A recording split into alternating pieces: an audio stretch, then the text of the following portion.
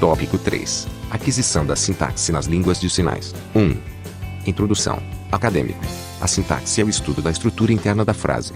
Diferente da língua portuguesa, a sintaxe da Libras é estudada a partir da organização dos sinais no espaço. Em relação à aquisição da sintaxe nas línguas de sinais, temos Rohrbacher, 1999, entre outros teóricos, que diz que os estudos em aquisição da sintaxe e da morfologia situam-se em um debate que se coloca teoricamente entre os que sustentam que a sintaxe é guiada pela morfologia e aqueles que sustentam que processos morfológicos sejam derivados da sintaxe, como Bobanjic, 2001. Por morfologia entendemos que é o estudo da estrutura, da formação e da classificação das palavras, independentemente de sua função sintática na participação da frase ou oração. Em Libras, a morfologia refere-se ao modo como os sinais são estruturados segundo seus parâmetros de configuração. Morfema refere-se às partes constituintes das palavras, em sua menor unidade gramatical. Em palavras como infelizmente temos o prefixo in, o radical feliz e o sufixo mente. Em Libras, os parâmetros de configuração equivalem aos morfemas, que combinados formam um sinal. Cada morfema, parâmetro de configuração, reúne, por sua vez, unidades menores diferenciadoras de sentido, chamadas de quiremas. Quiro em grego significa mão, equivalendo aos fonemas em línguas orais.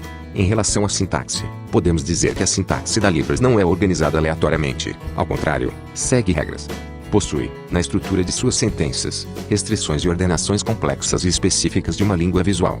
Há especificidades em sua produção linguística que devem ser respeitadas, tais como a utilização de verbos com concordância e da marcação não manual ou ENM. Assim, a Libras não deve ser entendida como um instrumento para a aquisição da língua portuguesa, língua majoritária do país. Mas para os surdos, a língua brasileira de sinais é a língua que proporciona o acesso à informação e à cultura, especificamente à cultura surda e, concomitantemente, possibilitando expressar o jeito como o surdo pensa, sente e aspira ao mundo. Como foi dito anteriormente, em relação à sintaxe da Libras, muitas pesquisas têm comprovado que embora a ordem básica das sentenças seja SVO sujeito, o verbo e objeto, há derivações em OSV, sovivos e que estas derivações são possíveis devido à utilização de marcas como a concordância ENM, as quais devem ser analisadas com aprofundamento para sua real compreensão. Para detalhar as restrições sobre estas estruturas, apresentaremos algumas evidências apontadas por Quadros, 2004. 1. As frases com ordem SVO são gramaticais. 2. As ordens OSV e SOV ocorrem com a incorporação da ENM e as marcas de concordância. 3. No caso das organizações OSV e SOV com incorporação das ENM, se o objeto não for uma oração simples e sim, subordinada, não será possível mudar este objeto de ordem. 4. Numa relação entre verbo e objeto não pode haver uma interrupção dos advérbios temporais e de frequência. 6. Nas estruturas com verbos com concordância há elevação do objeto derivando sentenças sob a ordem S, V, U, possibilita a omissão dos sujeitos e objetos. 7. Estruturas sintáticas demonstram contextos de comparação ou contraste. Pode ocorrer a ordem vos. Portanto, a sintaxe irá demonstrar a estrutura das frases, em relação ao verbo, ao sujeito e objeto. 2. A aquisição da morfologia verbal na língua de sinais brasileira. Muitos estudos têm apresentado que a aquisição da concordância na ASL e outras línguas de sinais é tardia. Sobre a estrutura da Libras, Brito, 1997, página 37, informa: a Libras é dotada de uma gramática constituída a partir de elementos constitutivos das palavras ou itens lexicais e de um léxico, o conjunto das palavras da língua, que se estruturam a partir de mecanismos morfológicos, sintáticos e semânticos que apresentam especificidade. Vírgula. Estes são usados na geração de estruturas linguísticas de forma produtiva, possibilitando a produção de um número infinito de construções a partir de um número finito de regras. É dotada também de componentes pragmáticos convencionais, codificados no léxico, e de princípios pragmáticos que permitem a geração de implícitos sentidos metafóricos, ironias e outros significados não literais. O léxico pode ser definido como o conjunto de palavras de uma língua, e no caso da Libras, as palavras ou itens lexicais são os sinais. O que é denominado de palavra ou item lexical nas línguas oral-auditivas é denominado de sinais nas línguas de sinais. Como qualquer outra língua, ela também possui expressões que diferem de região para região, os regionalismos, como já vimos no livro sobre a fonologia das línguas de sinais, o que também se constitui como fator legitimador da Libras como língua. Além disso, a Libras possui uma morfologia verbal. Meyer, 2002, apresenta uma análise detalhada da aquisição da concordância verbal na língua de sinais americana, no sentido de apresentar evidências para o estatuto linguístico da concordância nas línguas de sinais, concluindo que concordância faz parte da morfologia das línguas de sinais e é adquirida por crianças surdas expostas à língua de sinais. Meyer, 2002, Chama atenção para a questão do tratamento da direcionalidade nos verbos com pontuação, apresentando uma série de argumentos que sugerem que a direcionalidade é linguística e envolve mais do que, simplesmente, uma habilidade de apontar. O autor apresenta os seguintes argumentos. Os verbos estão restringidos a algumas entidades: sujeito, objeto direto ou indireto, dependente das relações semânticas. Assim, as línguas de sinais podem variar quanto à forma de preencher a falta de concordância. Podem restringi-la ao uso da ordem SVO na ausência da concordância. Podem passar a dispor de um auxiliar. Mesmo assim, a direcionalidade prediz em todas as línguas de sinais o licenciamento de argumentos nulos. Esse padrão é similar ao padrão encontrado nas línguas faladas. Na língua de sinais brasileira, um elemento negativo pode intervir entre o sujeito e o verbo com concordância, mas não entre um sujeito e o verbo pleno. As línguas de sinais apresentam formas próprias que são previsíveis se considerarmos que o fenômeno é linguístico. Como exemplo, temos o fenômeno da concordância dupla e da concordância singular. Na língua de sinais brasileira temos como exemplo o verbo acusar, parecido ao exemplo na ASL, que evidencia a existência da categoria de primeira pessoa. Os sistemas verbais tornam-se cada vez mais direcionais. Na ASL, por exemplo, o uso de no relacionado com signo passou a ser produzido com concordância morfológica. Nem todas as apontações são precisas. Isso se aplica ao uso de plurais. Mesmo que a concordância pareça ser gestual, a integração desse uso gestual com os verbos é determinada linguisticamente. A direcionalidade, por exemplo, é uma manifestação do sistema de concordância. Considerando a aquisição em crianças surdas, filhos de pais surdos, apesar do uso do espaço para o estabelecimento da concordância parecer icônico, os estudos indicam que há diferenças entre a concordância verbal e o mapeamento icônico das relações. Se o uso de concordância é mimético, então as crianças deveriam utilizar a concordância mais cedo em verbos como give do que verbos que não se constituem com essa base mimética. Por exemplo, com a SK, as crianças também teriam mais facilidade de adquirir as formas singulares de segunda e terceira pessoas, que parecem mais óbvias ainda. Se o uso de concordância faz parte de uma analogia espacial, as crianças deveriam usar a concordância com os verbos de movimento e transferência.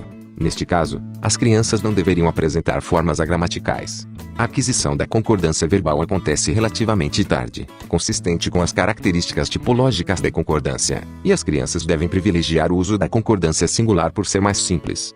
As crianças irão omitir a concordância. Com base em estudos longitudinais, Meyer, 2002, observou alguns erros na produção das crianças surdas, típicos do processo de aquisição da morfologia flexional. Entre eles, destacam-se os seguintes: a. Omissão da concordância. Todas as omissões foram com segunda e terceira pessoas. b. Supergeneralização da concordância observada em verbo simples. c. Concordância com o argumento errado.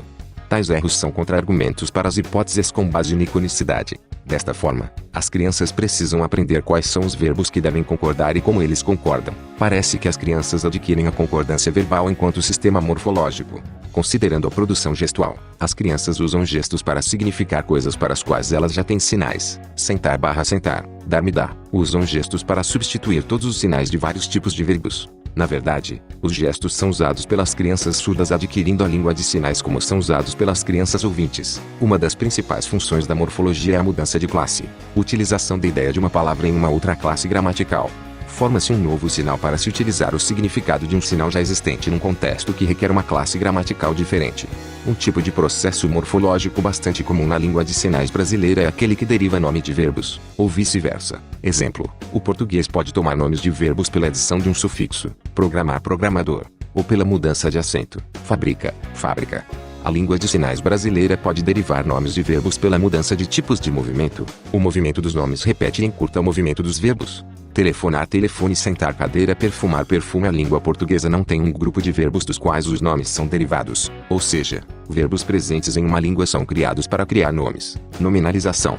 Verbos: preparar, nomes, preparação, confiar, confiança, contar, contagem, pescar, pescador, participar, participante, beber, bebedouro. Esses sufixos nominalizadores são extremamente produtivos no português para a formação de palavras.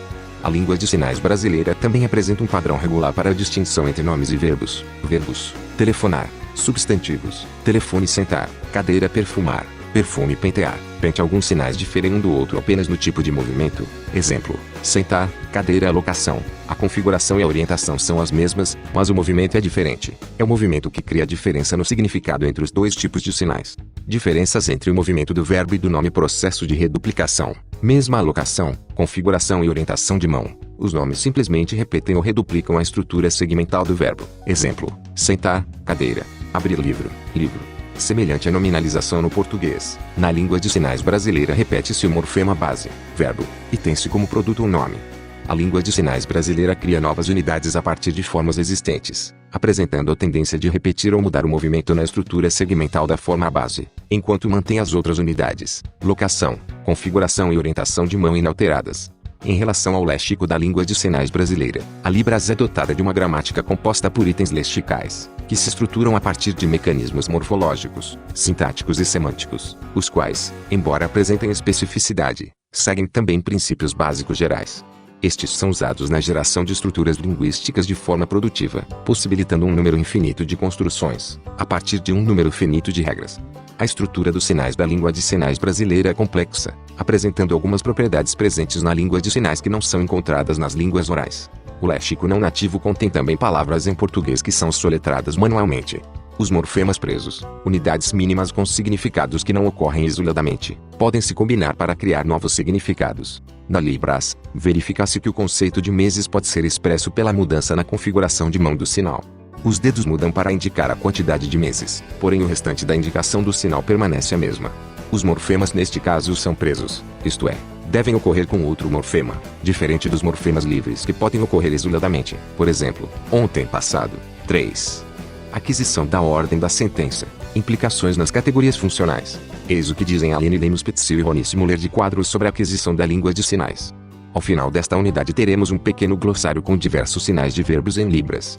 Em relação à ordem da sentença, os estudos de aquisição da linguagem indicam ser adquirida muito cedo com uma incidência relativamente pequena de erros. No entanto, isso tem sido contestado, uma vez que não se tem muito claro o que se entende por ordem de palavras na sentença. No caso do inglês fica muito evidente a aquisição da ordem SVO pelas crianças. Isso já não é o caso de línguas que não apresentam esta ordenação de forma tão restrita, por exemplo, a língua de sinais brasileira, Quadros e Carnot, 2004. Apesar de a língua de sinais brasileira apresentar várias evidências de ser uma língua de núcleo inicial, há vários processos derivacionais que licenciam estruturas com diferentes ordenações.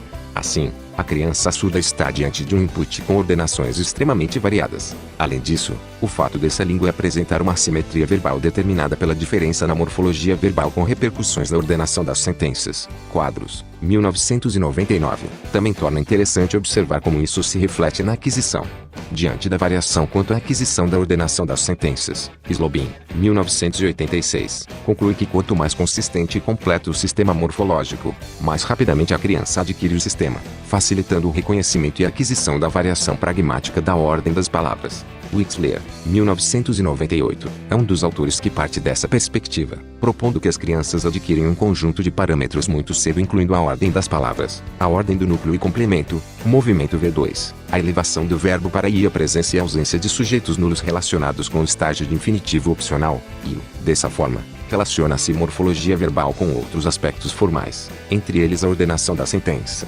Nos dados analisados até o presente, verificou-se que a aquisição da língua de sinais brasileira apresenta evidências para a projeção das categorias funcionais que acomodam as diferentes ordens da sentença mediante condições extremamente restritas e para a generalização do estágio U. Wixler 1994, 1998. Quadros e Lilo Martin, 2005/Nuprelo, e Quadros, 2006/Nuprelo, investigam as categorias relacionadas à ordem das palavras na frase e às classes verbais da LSB com base no quadro teórico da teoria de princípios e parâmetros, Chomsky, 1981, Chomsky-Lasnik, 1993, em direção ao minimalismo, Chomsky, 1995. A criança em fase inicial de aquisição da linguagem apresenta evidências de possuir as categorias funcionais relevantes para a checagem de traços relacionados à flexão verbal. Os corpora na língua de sinais brasileira foram comparados com os de outras línguas já pesquisadas anteriormente. Wixler, 1994, Rei Wixler, 1995, Jonas, 1995, Bachalon, Snyder e Boro, 1998, bem como, com o PB, integrado com as investigações da Professor Lopes, CF. Lopes e Quadros, 2005, e, em especial, com a ASL Lilo Martin, Matur e Quadros 1998, Quadros, Lilo Martin e Matur 2001, e Quadros, Lilo Martin e Shen 2000, Quadros e Lilo Martin, 2006 e Lilo Martin e Quadros, 2005-2007, foram ratificados alguns pontos quanto à língua de sinais brasileira. A inexistência de infinitivos opcionais, e os, com verbos com concordância é consistente com a generalização de que contextos com sujeitos nulos não resultam em o uso correto de sujeitos e objetos nulos com verbos com concordância indica a marcação correta do parâmetro, e o grande número de sujeitos nulos, vs.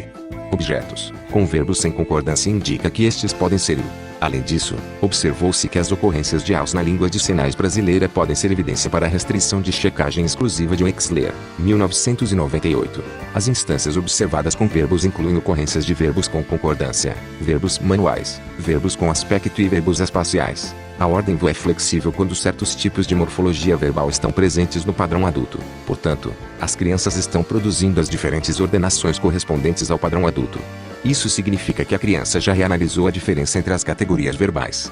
Diante dos dados do Léo e da Ana, parece que a língua de sinais brasileira é consistente com a generalização interlinguística de que o parâmetro da ordenação na sentença é fixado muito cedo, por volta dos 24 meses. O estágio de infinitivo opcional, em que as crianças omitem a flexão ou usam a forma infinitiva ao invés de um verbo finito, é observado em crianças adquirindo línguas em que sujeitos nulos não são permitidos, por exemplo, no inglês, no francês e em alemão. Por outro lado, este estágio não é observado em crianças adquirindo línguas em que sujeitos nulos são, sendo a Libras dotada de uma gramática composta por itens lexicais, que se estruturam a partir de mecanismos morfológicos, sintáticos e semânticos, os quais, embora apresentem especificidade, seguem também princípios básicos gerais. Estes são usados na geração de estruturas linguísticas de forma produtiva, possibilitando um número infinito de construções, a partir de um número finito de regras. A estrutura dos sinais da língua de sinais brasileira é complexa, pois apresenta algumas propriedades presentes na língua de sinais que não são encontradas nas línguas orais. O léxico não nativo contém também palavras em português que são soletradas manualmente. O que é denominado palavra ou item lexical nas línguas orais auditivas recebe, nas línguas de sinais, o nome de sinal, que é formado a partir da combinação do movimento das mãos com um determinado formato em um determinado lugar, podendo esse lugar ser uma parte do corpo ou um espaço em frente ao corpo, sendo que esses espaços estão atrelados aos 5 parâmetros da Libras. São eles, produtivos, como no italiano.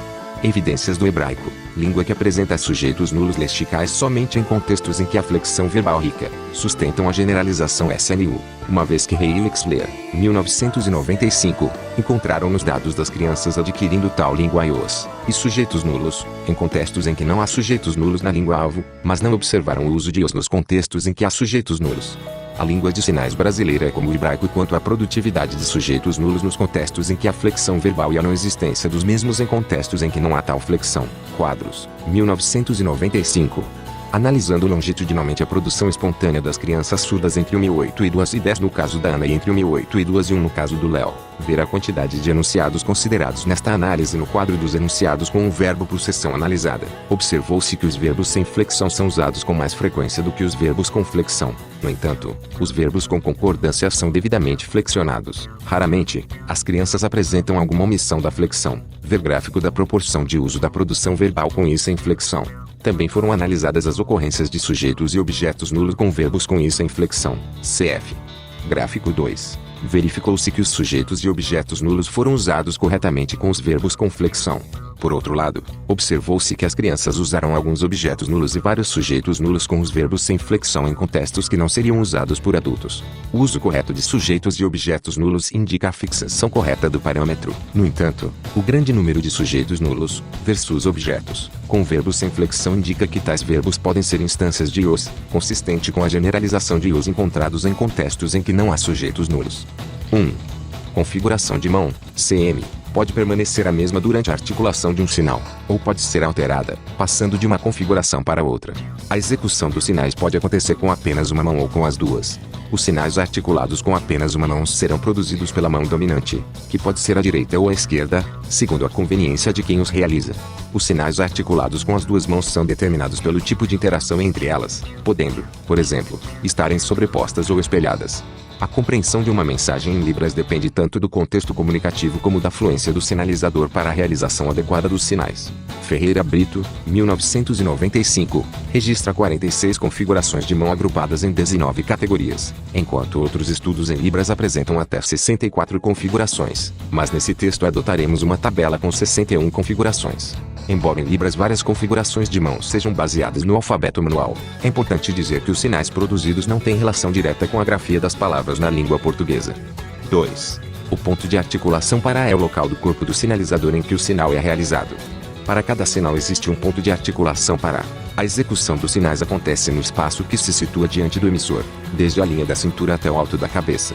Para a execução dos sinais, a S mão S toca em alguma S parte S do corpo, cabeça, face, pescoço, tórax, braços. Há sinais, porém, em que a S mão S pode se tocar, ou não, sem tocar em outras partes do corpo.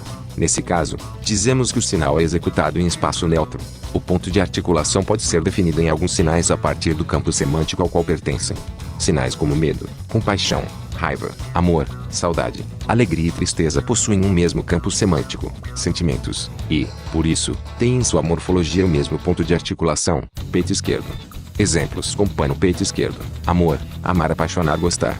Outros sinais relacionados a atividades cognitivas, como no caso de aprender, esquecer, lembrar, pensar, compreender, entender, imaginar, definir, sonhar e acreditar têm em comum o ponto de articulação na testa. Exemplos de pá na testa, ignorante e inteligente aprender. 3. Movimento. Para que seja realizado, é preciso haver um objeto e um espaço. Movimento é um parâmetro complexo porque, durante a realização do sinal, engloba o deslocamento de uma ou ambas as mãos no espaço, abrangendo também dedos, pulso, braço e antebraço. Podemos dizer que o movimento nas línguas de sinais resulta da relação entre três elementos: mãos, espaço-tempo. Isto é, o movimento resulta do deslocamento das mãos configuradas no espaço de articulação do sinal, no decorrer do tempo gasto para executá-lo. Dentro deste processo temos a direção, que é o sentido ou trajetória em que o sinal é realizado, para cima ou para baixo, para a esquerda ou para a direita, para frente ou para trás.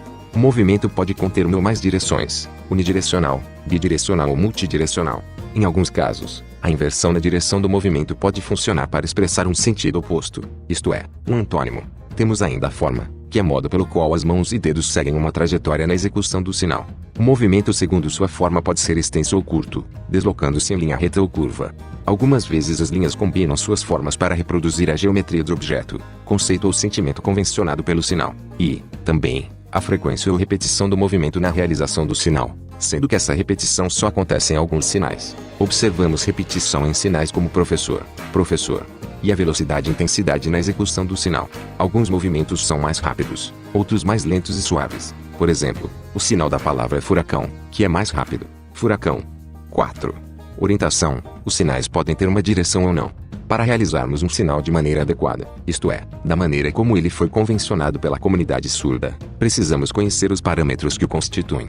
Assim, enquanto a configuração de mão, CM, determina a forma que as mãos e dedos devem assumir, a orientação da mão, OM, indica a posição da palma das mãos para a execução do sinal, tendo o corpo do sinalizador como referência.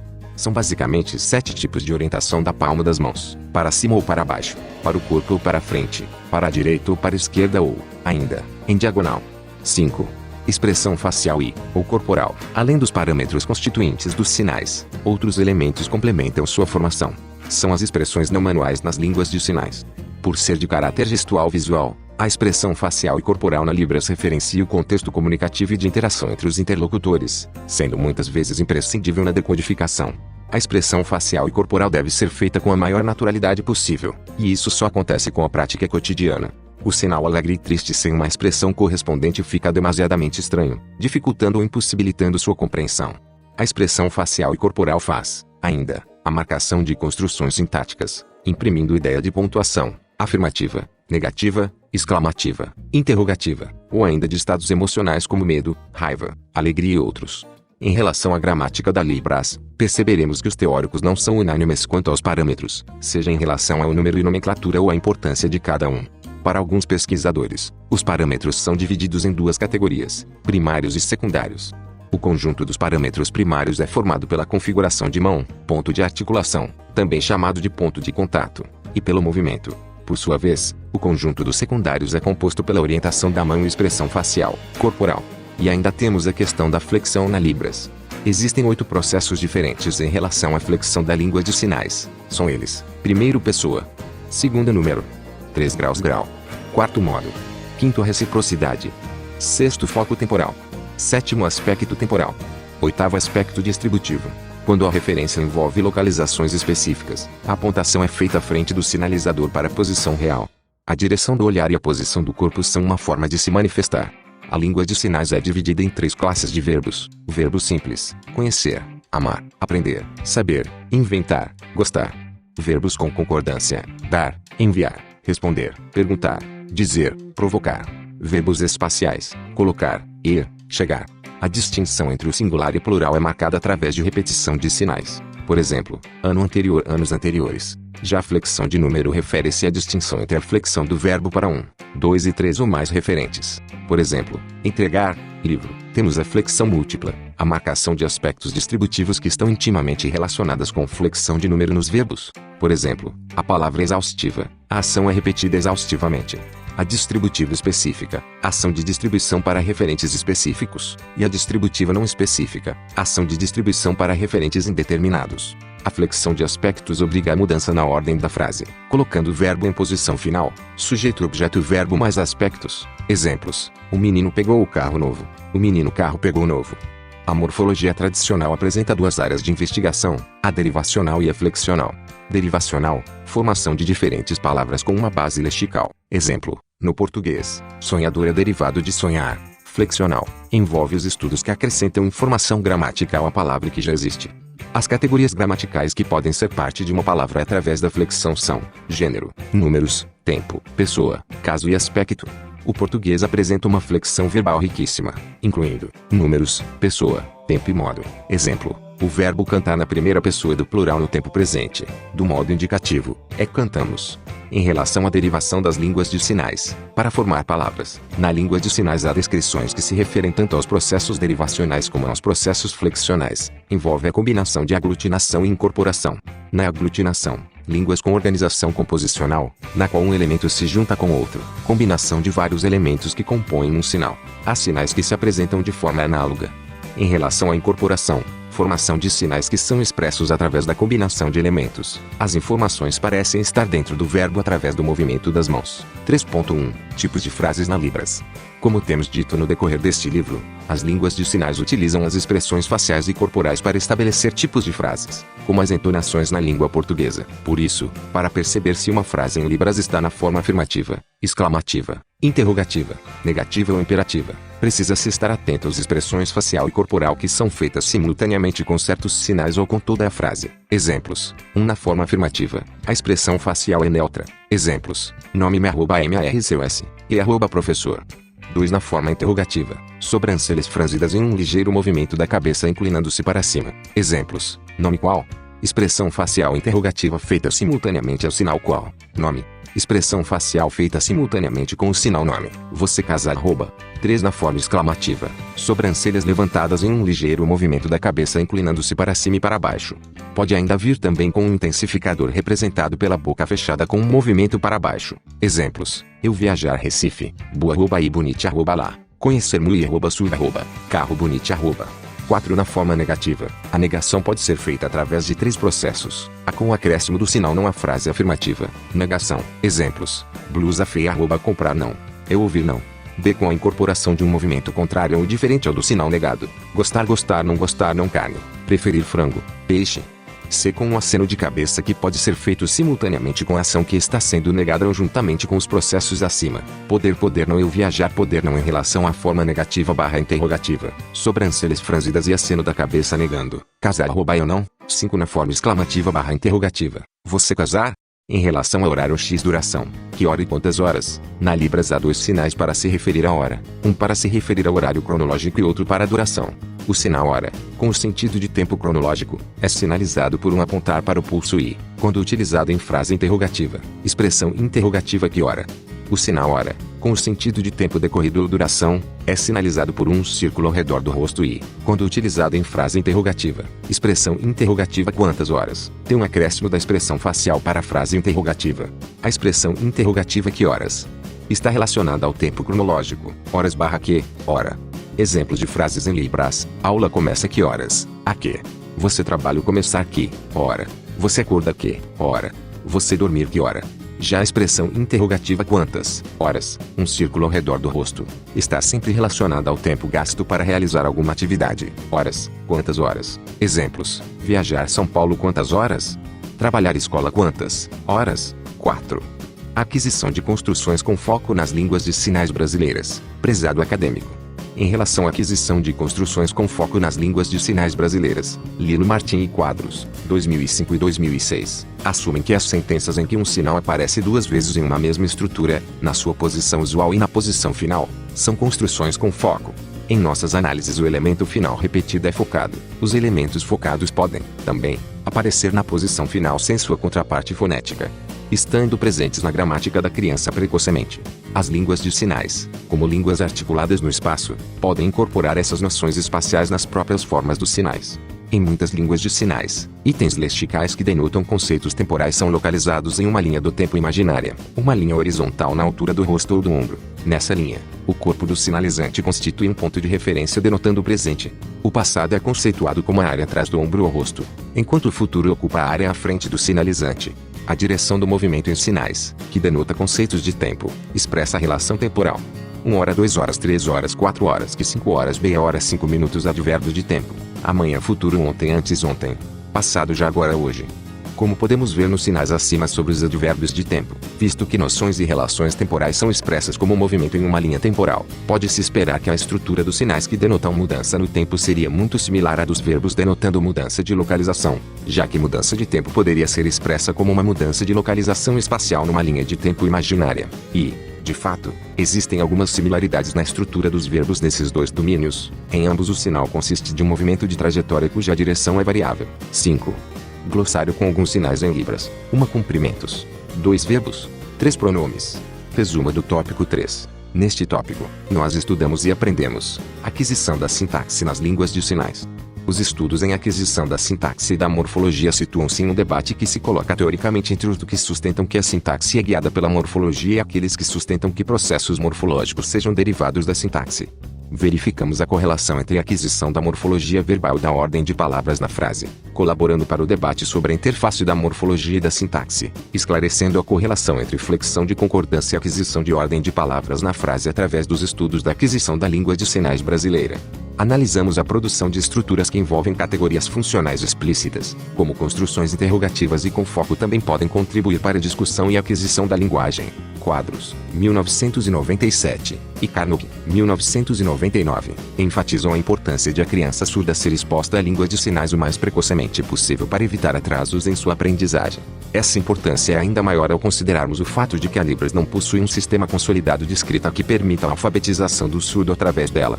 É importante ressaltar que todo o processo de alfabetização precisa passar pelo letramento. Além disso, o fato dessa língua apresentar uma assimetria verbal determinada pela diferença na morfologia verbal com repercussões na ordenação das sentenças. A estrutura dos sinais da língua de sinais brasileira é complexa, apresentando algumas propriedades presentes na língua de sinais que não são encontradas nas línguas orais. O léxico não nativo contém também palavras em português que são soletradas manualmente. Autoatividade. 1. Um fato marcante na história da educação dos surdos foi o resultado da pesquisa do linguista americano William Stokely, que concluiu que a língua americana de sinais A. consistia essencialmente em uma mímica. B. carecia de gramática própria. C. era desprovida dos atributos das línguas orais. D. deveria ser substituída pela língua oral. E. constituía uma língua legítima. 2. No Brasil, o ensino da Libras A. é ofertado, prioritariamente, à comunidade surda. B. não está regulamentado. C. deve ser ofertado em cursos de licenciaturas e de fonoaudiologia. D. está em fase de discussão nas instâncias legislativas. E. é ministrado, em caráter exclusivo, no nível superior de ensino. 3. Explique a importância do aprendizado da língua de sinais na construção da identidade da pessoa surda e seu desenvolvimento cognitivo. 4. Nomeie as imagens de acordo com seus significados em Libras e depois assinale a sequência correta em relação aos sinais em Libras. Assinale a sequência correta em relação aos sinais em Libras. A. Boa tarde / desculpa tudo bem / nome completo / idade. B. Nome / boa noite obrigado idade boa tarde. C. Nome completo tudo bem desculpa / idade boa tarde. D. Nome completo / tudo certo idade desculpa boa tarde. 5. A partir das pesquisas de Stokely, Ferreira Brito e outros pesquisadores brasileiros, os parâmetros fonológicos da Libras são: A. locação ou ponto de articulação, configuração de mãos, movimento, orientação da mão, expressões não manuais. B. Ponto de articulação, alfabeto manual e expressões não manuais. C. Orientação do olhar, ponto de articulação, expressão facial, expressões não manuais. D. Alfabeto manual, orientação do olhar, expressão corporal, configuração da mão. I. Locação ou ponto de articulação, expressões não manuais, expressão facial.